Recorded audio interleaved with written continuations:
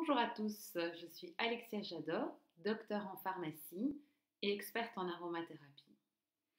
Aujourd'hui, je voulais vous parler de la différence entre une essence et une huile essentielle.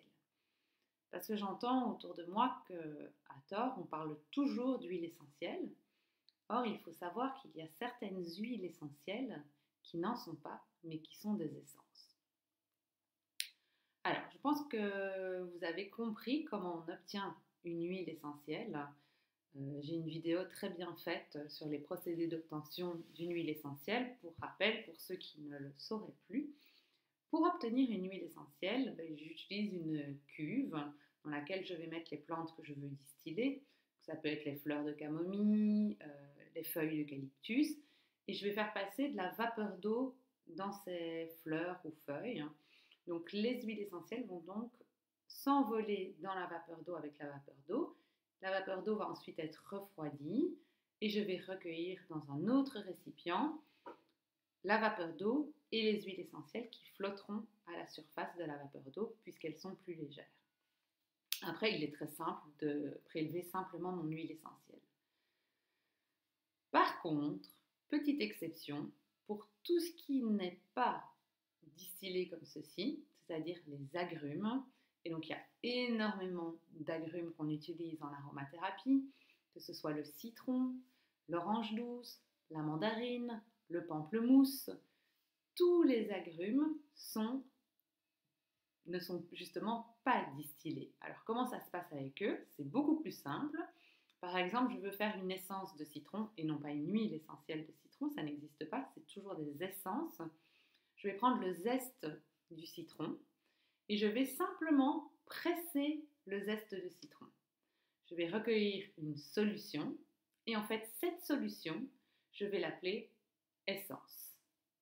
Donc là, vous avez compris que pour tous les agrumes, on presse le zeste et on obtient une essence.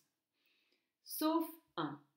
Alors je vous laisse 4 secondes de réflexion pour voir si quelqu'un sait quel est l'agrume dans lequel on va prendre le zeste et dont on ne va pas le presser, mais dont on va le distiller. Donc il y a un seul agrume dont on va distiller le zeste et dont on obtient une huile essentielle. Alors, encore 4 secondes de réflexion. Pour vous aider, c'est un petit agrume japonais. Il s'agit de l'huile essentielle de yuzu. Donc le yuzu, c'est un espèce de petit citron japonais.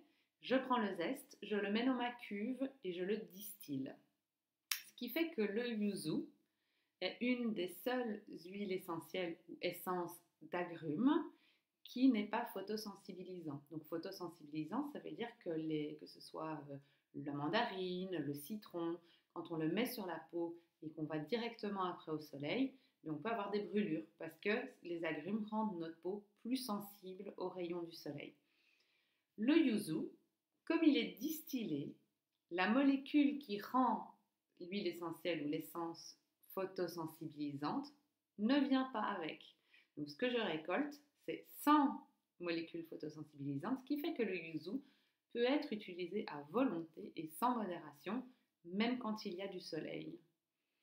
Voilà, j'espère que vous aurez compris un petit peu la nuance entre l'essence et l'huile essentielle. Il faut savoir aussi que du coup, une essence conserve beaucoup moins longtemps qu'une huile essentielle. Une huile essentielle, je vous ai dit, ça peut conserver à vie, si elle est bien conservée. Une essence, malheureusement, après un an, vous verrez que la couleur et la texture n'est plus du tout la même. Voilà, si cette vidéo peut vous aider, si elle vous a plu, n'hésitez pas, mettez un petit like en dessous de la page ou un petit commentaire. Et puis, je vous invite à me rejoindre sur mon site www.pranazen.eu ou sur ma page Facebook. Je vous souhaite une bonne journée.